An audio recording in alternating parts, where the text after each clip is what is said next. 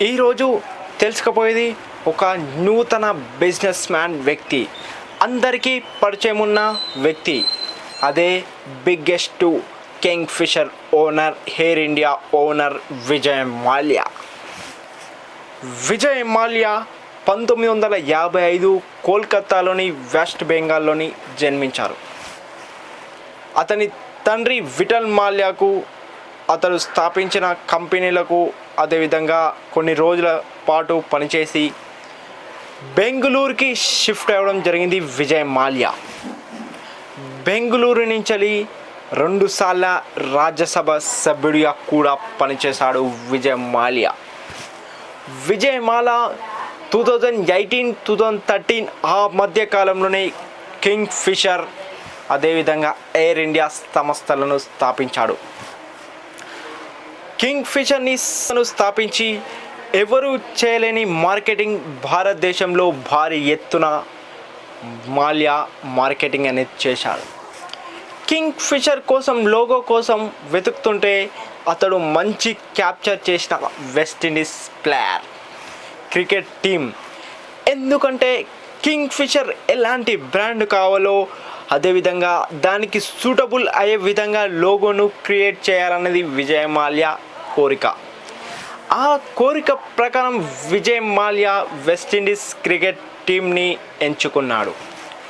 ఎందుకంటే వెస్టిండీస్ టీంలో ఉండే ఆ ఎనర్జీ, ఆ డాన్సింగ్, ఆ స్వాగ్ అనేది సూటబుల్గా కింగ్ ఫిషర్ సంస్థకు మంచిగా కనిపించింది విజయ్ మాల్యాకు.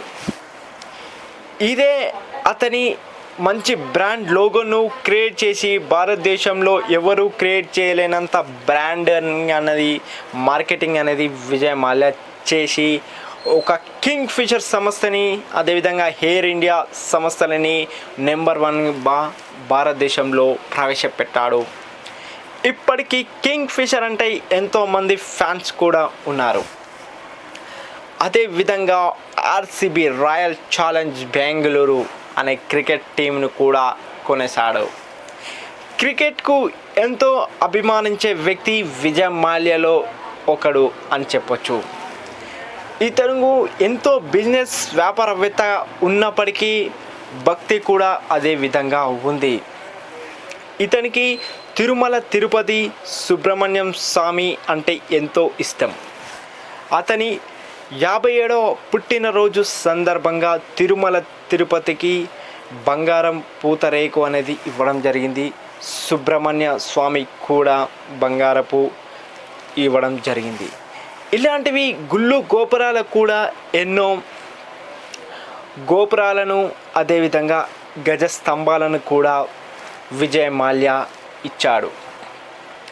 విజయ్ మాల్యా మన ఎస్బీఐ బ్యాంకుల నుండి 1600 కోట్లను స్కామ్ చేశారని అందరూ అంటారు. కానీ అది నిజమే. అతడు 2016లో మన భారతదేశం వదిలి లండన్ సెటిల్ కావడానికి వెళ్ళాడు.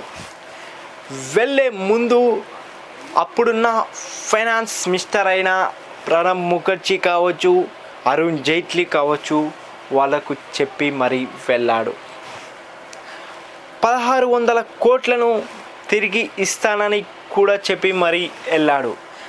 కానీ at the same time Indian people అతడు ఒక స్కామర్గా, చోరుగా చూస్తున్నారని రీసెంట్ పాడ్కాస్ట్లోని వివరించడం జరిగింది. మరి 3000 ఎంప్లాయీస్ కూడా శాలరీస్ ఇవ్వకుండా వెళ్ళిపోయాడనేది మరొక నిందన కూడా ఉంది. దీని గురించి ప్రస్తావన పాడ్కాస్ట్లో వివరించినప్పుడు విజయ్ మాల్యా ఒకటే చెప్పాడు, నేను అంత అన్యాయపరుని కాదు, నేను వాళ్ళకు ఇవ్వడానికి సిద్ధంగా ఉన్నా, కానీ బ్యాంకులు తీసుకోవడానికి సిద్ధంగా ఉన్నాయి. అందుకే నన్ను కాంగ్రెస్ ప్రభుత్వం కానీ బీజేపీ ప్రభుత్వం కానీ నన్ను మిడిల్ ఆఫ్ దిగా చూస్తున్నాయి అని పాడ్కాస్ట్లో వివరించడం జరిగింది. విజయ్ మాల్యాకు అతడు మొదటగా వివాహం చేసుకున్నాడు సమీరా అనే అమ్మాయితో. కొన్నాళ్ళ తర్వాత మరొక అమ్మాయితో వివాహం చేసుకున్నాడని చెప్పొచ్చు రేఖ అనే అమ్మాయితో. ప్రస్తుతం లండన్లో జీవిస్తున్నారు. అదేవిధంగా మళ్ళీ మీరు ఇండియాకు వస్తున్నారా అనే క్వశ్చన్కి విజయ్ మాల్యా సమాధానం చెప్పాడు. నేను బిగ్గెస్ట్ బిజినెస్ మ్యాన్ కావచ్చు, కానీ బిగ్గెస్ట్ బిజినెస్ మ్యాన్ ఫెయిల్యూర్ అని కూడా చెప్పాడు. ఈ మాట చెప్పడంలో ఎంతో ప్రాముఖ్యత ఉంది. ఎందుకంటే నన్ను అందరూ పైసలు ఎత్తుకెళ్లారు, వీడొక దొంగ అని చెప్పారు. కానీ నేను దొంగని కాదు, మిత్తికి మిత్తి వడ్డీకి వడ్డీ ప్రతి రూపాయికి ఇస్తున్నానని చెప్పారు. కానీ at the same time Indian people మాత్రం నన్ను ఒక దొంగగా, ఒక చోరుగా చూస్తున్నారు అని చెప్పారు. అందుకే నేను బిజినెస్లో గొప్ప వ్యక్తిగా ఉన్నాను, కానీ ఇండియన్ పీపుల్లో ఒక చోరుగా, ఒక దొంగగా నన్ను ఇన్సల్ట్ చేస్తున్నాయి. అదేవిధంగా ఇండియన్ మీడియా అనేది నన్ను ఒక దొంగగా చూపిస్తున్నాయి అని విజయ్ మాల్యా చెప్పారు. రాజస్వామిని అడిగిన క్వశ్చన్కి ఇన్నాళ్ళుగా 10 సంవత్సరాల నుండి ఏ మీడియా కానీ, ఏ పాడ్కాస్ట్ కానీ ఇంటర్వ్యూ ఇవ్వని విజయ్ మాల్యా నాకు ఎందుకు ఇచ్చావు అని అడిగాను. విజయ్ మాల్యా ఒకటే సమాధానం, it is a good question starting with you అని చెప్పాడు. అతనిలో లైఫ్లో జరిగినటువంటి ఒకదానికొకటి వివరిస్తూ చెప్పాడు. అదేవిధంగా రీసెంట్గా గెలిచిన ఆర్సీబీ ట్రోఫీ గెలిచింది ఆనందంలో విజయ్ మాల్యా ఈ పోడ్కాస్ట్, అదేవిధంగా మిగతా విషయాలని ప్రతి ఒక్కటి డాక్యుమెంట్తో సహా చూపించాడు. కావాలంటే రాజస్వామిని పోడ్కాస్ట్లో మీరు వెళ్ళి చూడొచ్చు. విజయ్ మాల్యా ఒక గొప్ప వ్యాపారవేత్తగా కర్ణాటక నుండి దాదాపు 2 సార్ల రాజ్యసభ సభ్యుడిగా కూడా పనిచేశారు. ఇంత గొప్ప వ్యక్తిని ఇండియన్ పీపుల్ ఒక చోరుగా చూస్తున్నారు.